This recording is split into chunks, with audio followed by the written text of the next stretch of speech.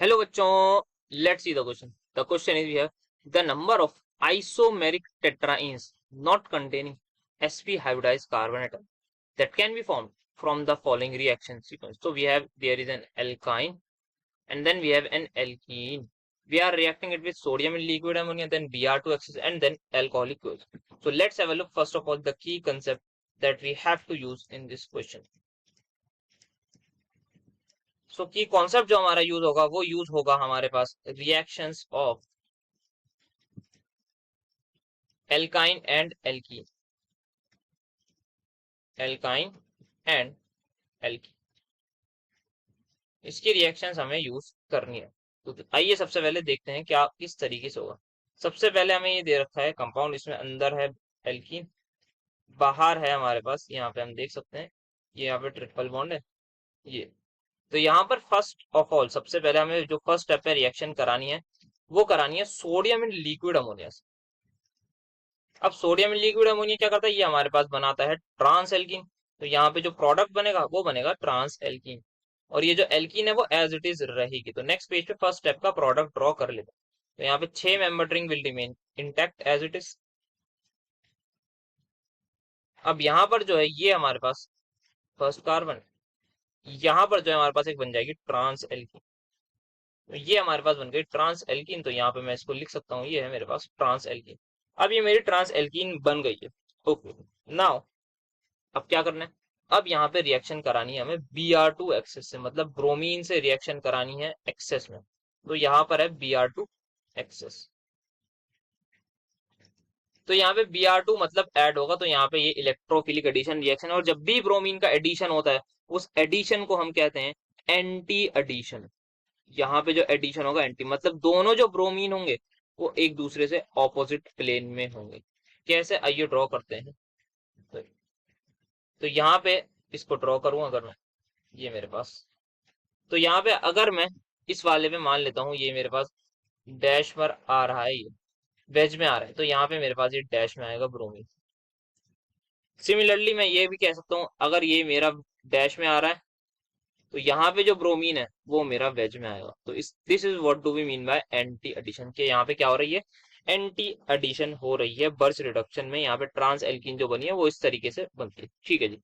तो इसका मतलब हमें जो हाइड्रोजन निकालना है. अब यहाँ पे नेक्स्ट स्टेप में क्या कराना है, नेक्स्ट स्टेप में हमें एल्कोहलिक क्योएच से रिएक्शन करानी है. तो अब यहाँ पे बहुत ज्यादा पॉसिबिलिटीज है, एल्कोहलिक क्योएच से करानी है रिएक्शन. तो अब ऐसा करते हैं, ये आपने समझ लिया, तो अब यहाँ पे सिंपल इसको ड्रॉ कर लेते हैं समझने के लिए क्या क्या हमारे पास पॉसिबिलिटीज है.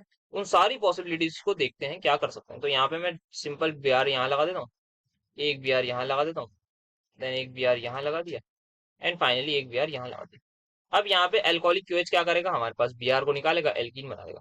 एक पॉसिबिलिटी ये है, ये वाला हाइड्रोजन निकाल दिया जाए और यहाँ पे एल्कीन बना दी जाए इस वाली. सिमिलरली इसी ब्रोमीन के लिए एक पॉसिबिलिटी है, यहाँ से हाइड्रोजन निकाल के एल्कीन बना दिया. यस, ठीक है जी. इस वाले के लिए क्या पॉसिबिलिटी, इस वाले के लिए पॉसिबिलिटी है या तो यहाँ से हाइड्रोजन निकाल के बना दिया जाए या फिर यहाँ से हाइड्रोजन निकाल के बना दिया जाए. ठीक है. सिमिलरली इसके लिए भी दो, या तो ये या फिर ये, इसके लिए भी दो है, सबके लिए दो दो पॉसिबिलिटीज है. तो आइए ड्रॉ करते हैं, यहाँ पे रफ में समझते हैं क्या होता है हमारे पास. तो यहाँ पे मैं सबसे पहली जो पॉसिबिलिटी है ये, दैट इज, मैं कह रहा हूँ कि मैं सबसे पहले जो है ये वाले ब्रोमीन के लिए ये हाइड्रोजन निकाल लूं.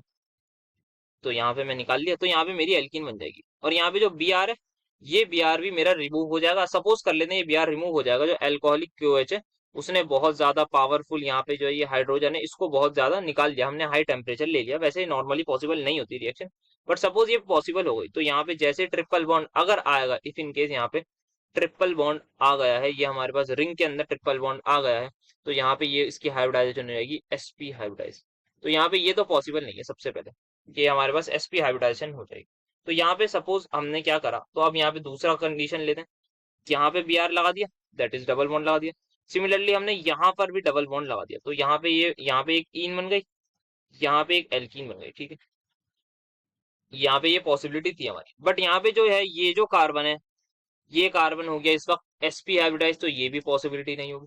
तो यहाँ पे इसके लिए क्या पॉसिबल बचा हमारे पास, सिर्फ और सिर्फ एक ही पॉसिबिलिटी बची कि आप एक हाइड्रोजन यहाँ से निकालिए, दूसरा हाइड्रोजन यहाँ से निकालिए, तभी आपका पॉसिबल होगा। सिमिलरली यहाँ वाले बी आर की अगर मैं बात करूँ तो इस बी आर के लिए अगर मैंने ये निकाल लिया तो यहाँ पे बी आर है, और अगर इफ इनकेस एल्कोहलिक की वजह इसको ले भी गया, ये इन बना दी, तो ये sp हाइब्रिडाइज हो गया।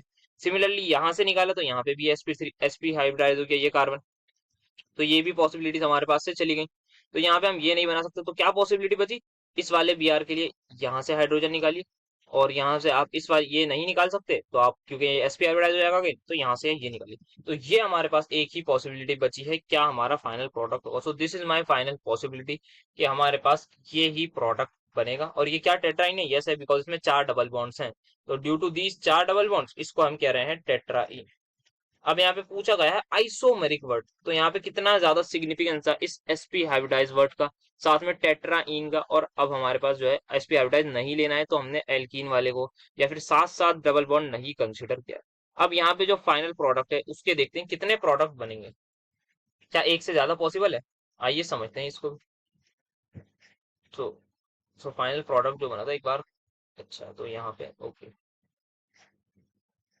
सो यहाँ पे double bond and then okay यहाँ पे डबल। तो ये आप देख सकते हैं ये अच्छी खासी रेजोनेंस में इन्वॉल्व है, पूरा का पूरा सिस्टम रेजोनेंस में, तो पूरी रेजोनेंस यहाँ पे हो रही है, तो बहुत ही ज्यादा स्टेबल प्रोडक्ट भी हमें मिला है। अब यहाँ पे ये रिंग है, ये कितने मेंबर रिंग है, ये है 6 मेंबर रिंग।